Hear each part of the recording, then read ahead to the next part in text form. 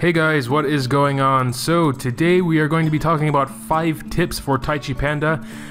The first one you're seeing here is the first tip, and I'm going to explain it in a second. As you can see here, all of these items, we got some quality 30 shards, some quality 22 shards, and some purple shards as well. And so the first tip is for treasure instance. On the elite instance, you should buy double income. Up there at the top left is where you can buy double income. If you're really trying to save diamonds, this is the only treasure instance I would recommend going double for. You can really get a lot of gear shards here. The gold and survival instances, you can if you're not really trying to save diamonds all that hard.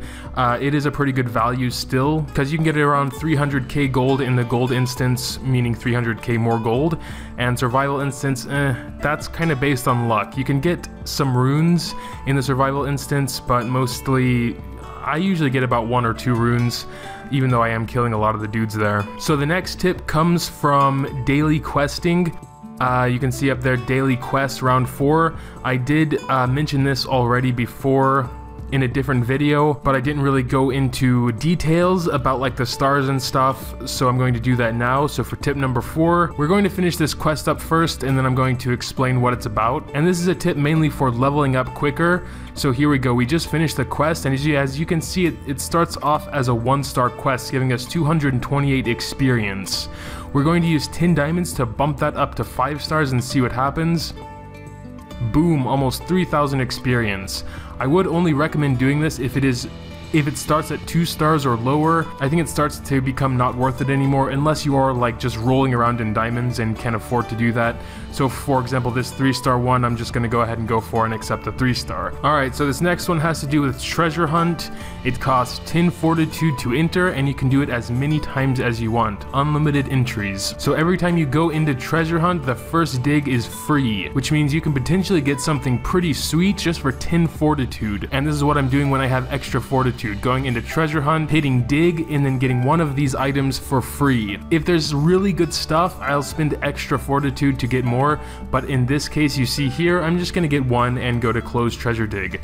I usually go for the bottom right square just because. But yeah, unless there's something you really want in those 8 items, I would recommend only doing it the one time and then closing treasure dig and going on to a new one. That way. Alright, well here we have 3, well there's only one good thing in here, and that's the Amy shards. So probably I won't get them with 1 dig, but I'm not going to spend the hundreds of fortitude it would cost. So I'm going to go ahead and exit.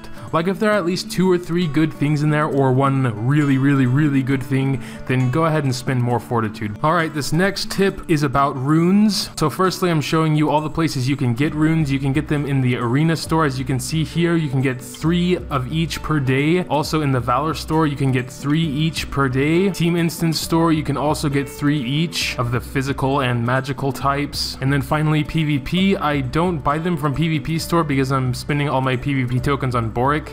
If you do have a lot of extra PvP tokens and you can stay like in the top 3 or maybe even top 10 and have the stuff to buy them, then go ahead and do that. But me personally, I don't buy them from there because I don't ever have enough. You can also get these raw element stones just from doing daily quests, and those also turn into runes. So what you do when you go around and getting all those runes from the store is you want to take off all the runes from your heroes. I'm gonna go ahead and do that real quick, unequipping all of my heroes, and then you want to go into your backpack and synthesize all of the runes you can. The reason you take off the runes from your heroes is so that just in case you can combine more and make better runes from the ones that you also had on your heroes, you can also do that. So basically you're getting all the runes you have as strong as they can be. See, I just made a purple one, and I don't think I could have done that unless I had taken the runes off of my heroes. And I think that's about it. So we synthesized all the ones we possibly can, and then what you want to go ahead and do is put them all back on your heroes, of course. Starting with your main hero so they get the best, and then to your next best hero, and like that. That's what I'm doing anyway. Alright, and for the last tip here, we have a pretty simple thing, just sharing it daily. 50 diamonds, 30 refined stones, and 100,000 gold. Very good rewards for something that takes 5 seconds to do. So make sure to share it every day. And you can even have your settings to only me, so it's not actually showing up anywhere. But yeah, there it is, 5 tips for Taichi Panda heroes. If you have any other tips, make sure to drop them in the comments below, and leave a like if you did enjoy. Thanks a lot for watching, and until next time.